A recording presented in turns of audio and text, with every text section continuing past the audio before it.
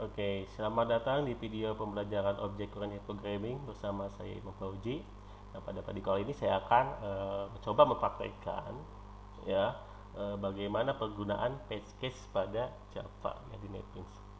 Oke, di sini kita lihat ya, ini pada file yang kemarin ya di video sebelumnya, ini saya sudah membuatkan kelas dan objeknya di sini. Nah, di sini kelas mahasiswa ini berada di dalam paste case PBO kelas objek, kita lihat ya. Nah, makanya di sini kan di teori sebelumnya ya paste case ini berarti ini paste case, ini adalah nama paste case-nya. Gitu. Nah, kalau kita lihat ya struktur di dalam file explorer-nya seperti apa sih PBO kelas objek ini. Oke, jadi ya ini ada di dalam PBO kelas objek ya.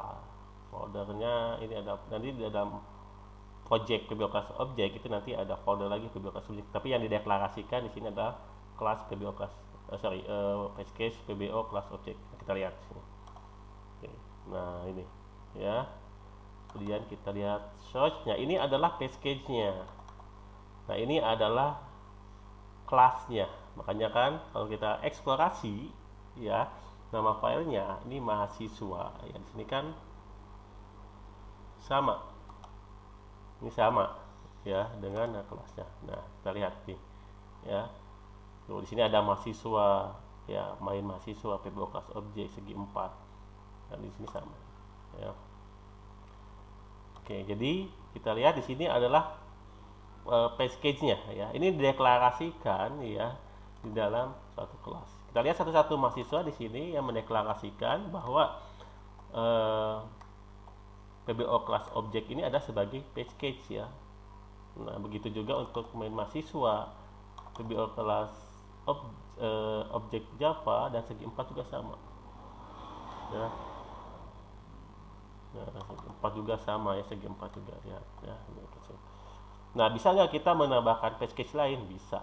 Ya, misalkan Java package kemudian ya namanya PBO kelas objek 2 ya, PBO kelas objek 2. Oke.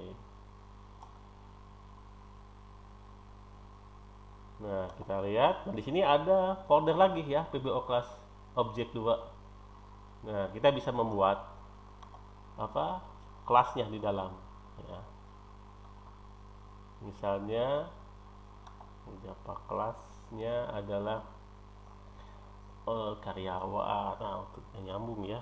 Nah, dosen lah misalnya. Ini contoh aja. Oke, dosen. Nah, kita lihat ya, di dalam kelas dosen ya, ini ada deklarasi mengenai ya PBO kelas objek 2 di paste case. Berarti kelas dosen ini berada dalam PBO kelas 2. Nah, seperti ini. Ya.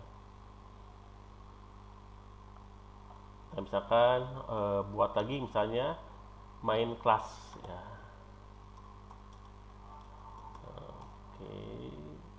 Nah, main kelas. Nah, di sini juga sama ya, ada di dalam paste case kelas. Kita lihat di foldernya ya seperti apa. Kalau buka di sini ada kelas ya di sini. Yang kumpulan kelas ya, antara kelas dengan file, nama filenya itu untuk program Java itu harus sama. Nah, oke ya. Nah, kemudian misalnya ya saya ingin membuat satu objek di kelas lain, di paste case lain ya. Misalkan saya ingin membuat objek ya dari kelas mahasiswa ya, kelas mahasiswa ya. Tapi saya runningnya nanti di main kelas yang di paste case-nya PBO kelas objek 2 ya. Oke, nah di sini saya akan buat method main kelasnya dulu ya, seperti ini. Nah, saya ingin memanggil ya mahasiswa ya. Mahasiswa misalkan tes 1 objeknya ya sama dengan new mahasiswa. Oke.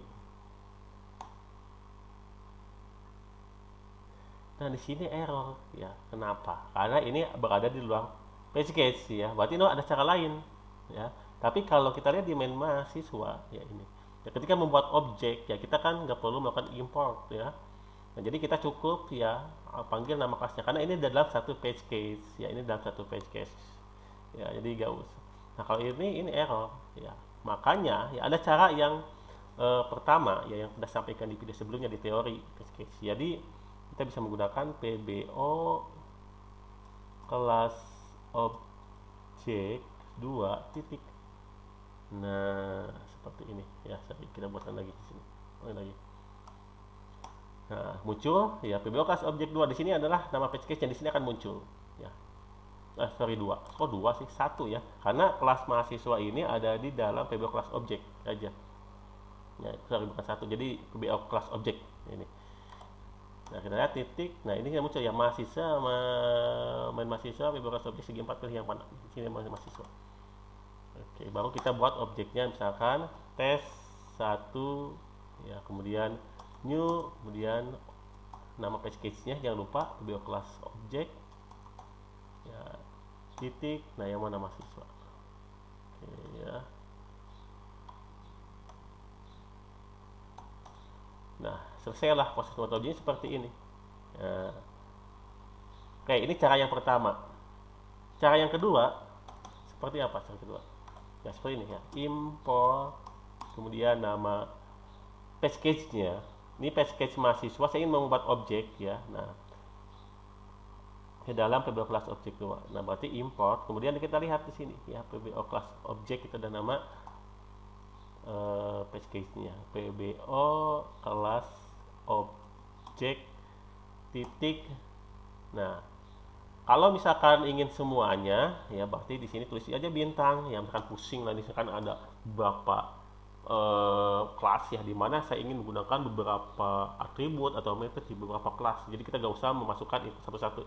Ini misalkan karena kalau gitu berarti kita bintang. Tapi kalau misalkan kita hanya menggunakan salah satu kelas aja ya, kita pakai yang titik mahasiswa, boleh seperti ini ya. Kayak kita satu dulu kalau seperti ini ya.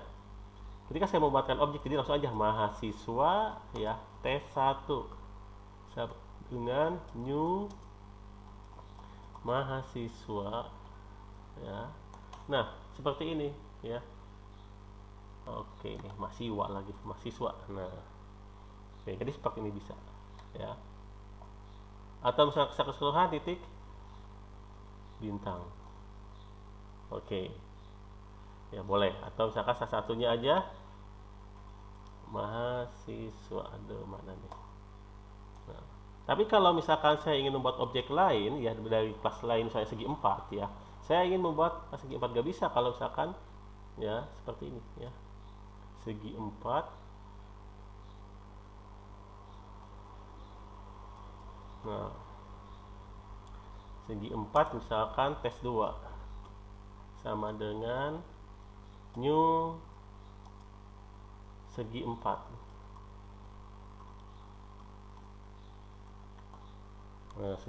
Nah, nggak bisa ya, error, masih error ya, karena tidak dikenali ya. Makanya ini tidak dikenali, maka perlu dilakukan import page case-nya ya. Jadi karena di sampai sini nggak kenal ya, maka harus diimport ya. Jadi ibaratnya kayak library ya sebenarnya ini ya.